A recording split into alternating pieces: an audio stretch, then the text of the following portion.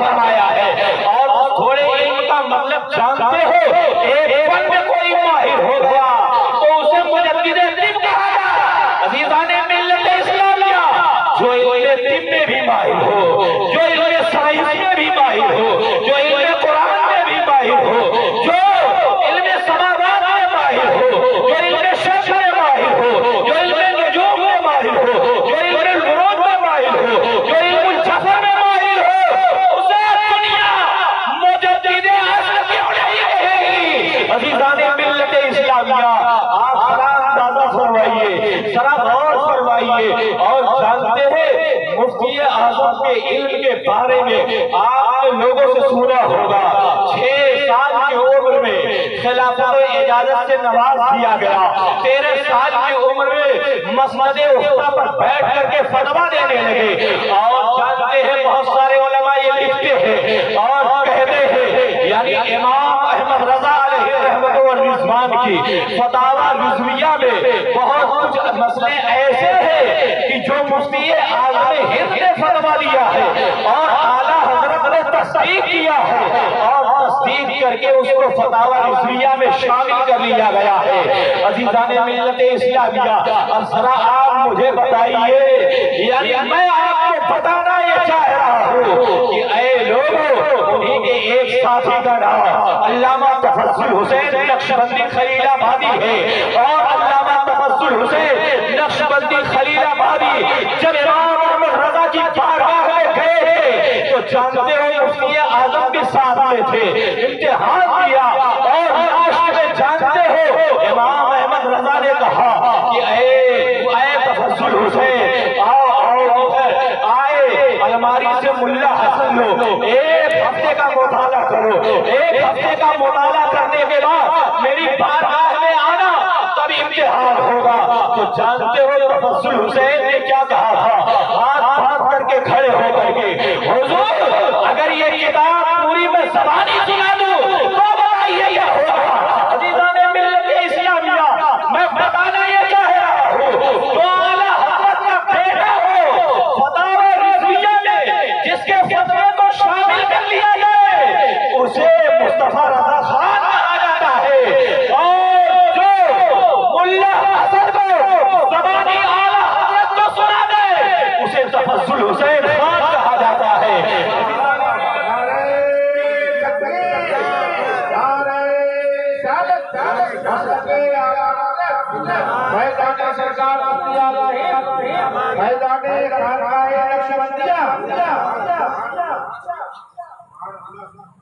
بہت زیادہ دیر تک میں آپ کی بارگاہ میں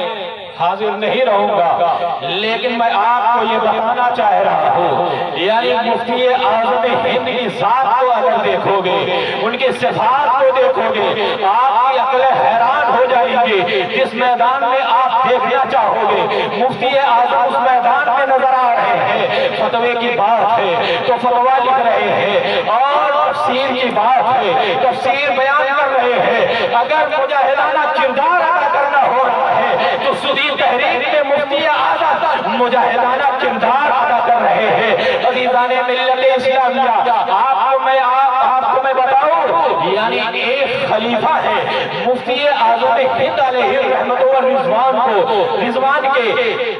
رضوان کے جن کا نام محدث اعظم سردار احمد ہے۔ عزیزان ملت اسلامیہ،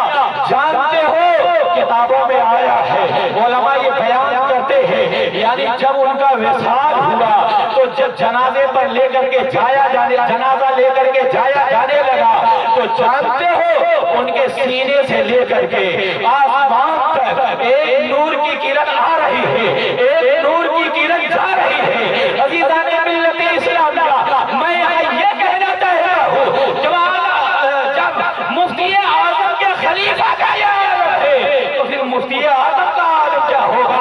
عزیزان ملت اسلامیہ، اور آگے میں آپ کو بتاتا ہوا چلوں، اگر ان سے نسبت رکھ لی جائے تو یقیناً میں یہ بڑے فائدے کی بات ہے، بہت کامیابی کی بات ہے۔ آؤ میں آپ کو بتاتا ہوا چلو، ہمارے علاقے میں مفتی اعظم ہند کے ایک شاگرد جو بہت بوڑھے ہو چکے تھے، 6 سال پہلے میں گیا ایک جگہ تقریر کرنے کے لیے، سنت کبیر نگر میں ایک علاقہ ہے نندور، وہ وہاں کے رہنے والے ہیں عزیزان ملت اسلامیہ۔ اور جب میں پہلے پہنچا تو روم میں بیٹھا ہوا تھا، وہ بھی آئے، گفتگو ہوئی تو جانتے ہو کیا کہہ رہے ہیں؟ جانتے ہو کیا کہہ رہے ہیں؟ اے لوگوں، آج دنیا انہیں تاج الشریعہ کے نام سے جانتی ہے، یہ فیضان ہے تو یہ مفتی اعظم کا فیضان ہے عزیزان ملت اسلامیہ۔ وجہ کیا ہے تو اپنی زبانی بیان کرتے ہیں۔ ہم لوگ درس میں بیٹھے تھے، مفتی اعظم ہند علیہ الرحمہ پڑھا رہے تھے، تاج الشریعہ جامعۃ الازہر مصر میں پڑھ رہے تھے، اور جب پڑھائی کا جو دور تھا وہ ختم ہونے والا، اس کے بعد انہوں نے ایک خط لکھا، یعنی میں آ رہا ہوں فلاں تاریخ کو اتنے بجے پہنچ جاؤں گا۔ جب چار پڑھا ہے مفتی اعظم نے، خط پڑھا ہے مفتی اعظم نے، کہا ہم لوگ بیٹھے تھے تو مفتی اعظم نے ایک جملہ کہا، یعنی جانتے ہو میرے شاگردوں، میں جاؤں گا وہاں، لیکن اگر میں نے یہ دیکھا تاج الشریعہ شریعت کے پابند نہیں ہے، اختر رضا ازہری شریعت کے پابند نہیں ہے، اگر داڑھی انہوں نے چھٹائی ہوگی، اگر داڑھی انہوں نے کاٹا ہوگا، یا شریعت جو ہے جلوہ نما اگر نہیں ہوگی تو شریعت اگر جلوہ نما نہیں ہوگی تو مفتی اعظم کی جوتی ہوگی اور اختر رضا ازہری کا چہرہ ہوگا۔ لیکن کہتے ہیں جب چلے تو سارا بریلی چلا، ہم بھی چلے تاج الشریعہ کا استقبال کرنے کے لیے، اور جب استقبال کرنے کے لیے ریلوے اسٹیشن پر پہنچے، تاج الشریعہ نیچے اترتے ہیں، نیچے جیسے ہی اترے ویسے ہی مفتی اعظم آگے بڑھے اور اپنے سینے سے لگا لیا عزیزان ملت اسلامیہ، اور جب سینے سے لگایا ہے اسی کی تصدیق جانتے ہو وہ اختر رضا ازہری میاں علیہ الرحمہ فرماتے ہیں، نگاہ مفتی اعظم کی ہے یہ جلوہ گری، نگاہ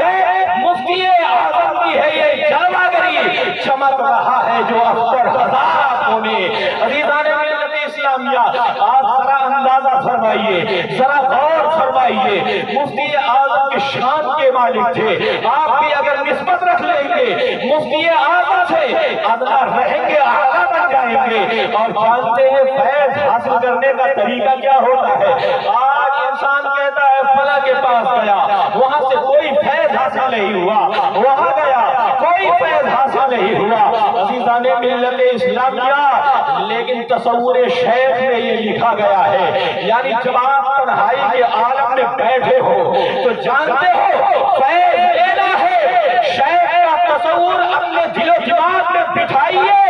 اور یہ سمجھیے کہ میرے شیخ کا دل اوپر ہے اور میرا دل نیچے ہے، اور نیچے رہے گا تبھی اوپر سے فیض نیچے بڑھتا ہوا چلا جائے گا۔ لیکن آج کا عالم کچھ اور ہے، ہم مفتی اعظم کا نام لیتے ہیں، ہم مفتی اعظم کا نام لیتے ہیں، لیکن ذرا بتاؤ تو صحیح، کیا مفتی اعظم کی کسی ایک بات پر عمل کر رہے ہو؟ کیا ان کے پیغام کو عام کر رہے ہو؟ عزیزان ملت اسلامیہ، آپ ان کے پیغام کو عام نہیں کر رہے ہو بلکہ ان کی بے عزتی کر رہے ہو عزیزان ملت اسلامیہ۔ ہم مفتی اعظم کے ہیں، الحمدللہ مفتی اعظم کے ہیں، احمد رضا کے ہیں، الحمدللہ احمد رضا کے ہیں، لیکن بتاؤ جب تو نے ہاتھ میں ہاتھ کیا تھا تو اس وقت تو نے نماز پڑھنے کا وعدہ کیا تھا، لیکن تیرا کیا عالم ہے؟ لیکن تیرا کیا عالم ہے عزیزان ملت اسلامیہ؟ اس بھرے مجمع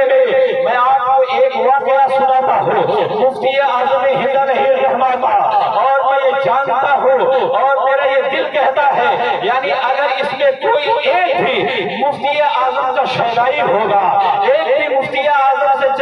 مفتی اعظم کا چاہنے والا ہوگا، وہ ضرور جو ہے اس بات پر عمل کرتا نظر آئے گا عزیزان ملت اسلامیہ۔ آپ ذرا دیکھیے مفتی اعظم ہند علیہ الرحمہ کے تقوی کو دیکھیے، مفتی اعظم ہند علیہ الرحمہ والرضوان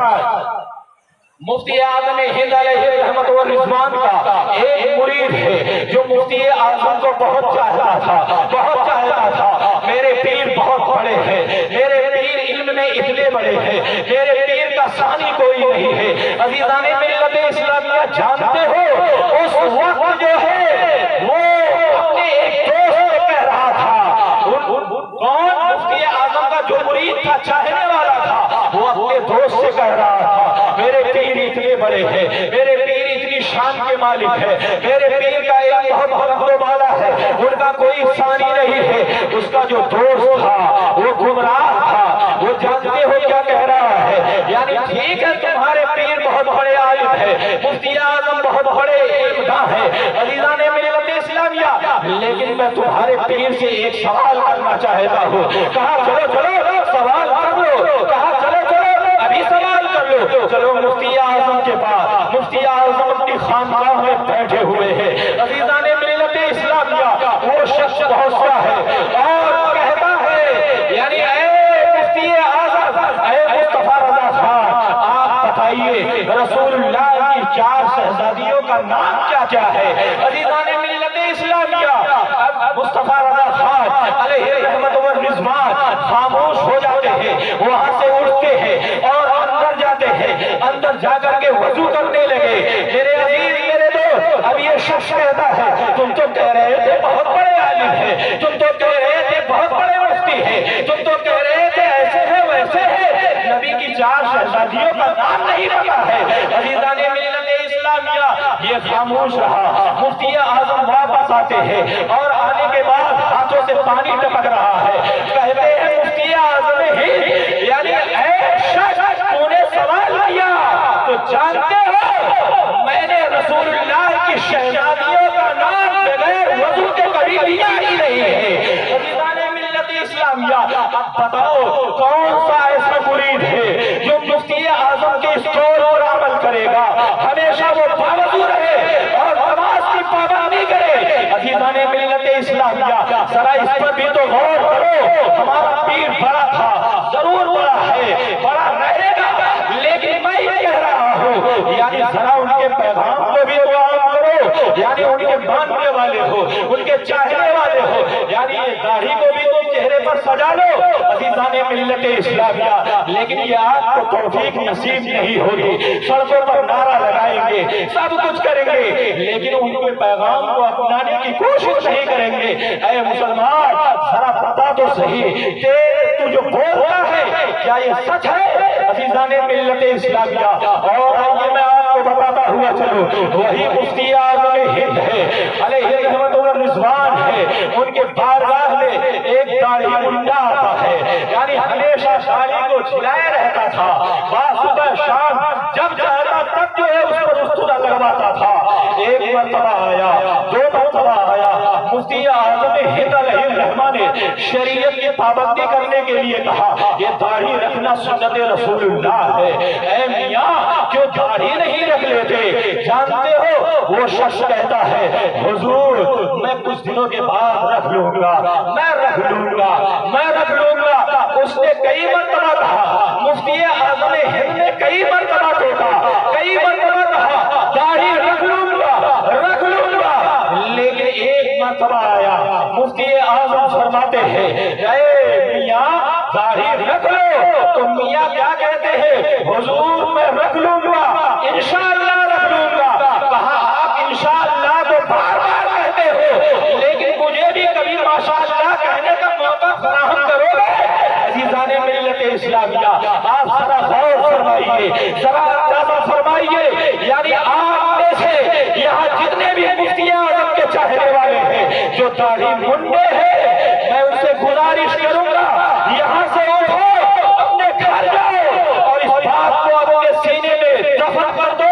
یعنی مجھے آج سے داڑھی رکھنا ہے، سنت رسول اللہ کو سجانا ہے۔ عزیزان ملت اسلامیہ، تب جانتے ہو یہ جو محفل کر رہے ہو وصول ہو جائے گا۔ عزیزان ملت اسلامیہ، ان تمام باتوں پر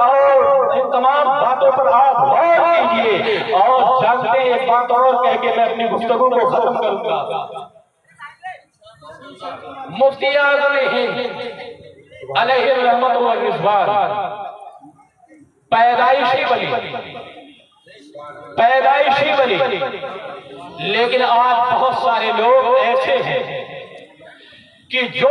اللہ کے ولیوں کے بارے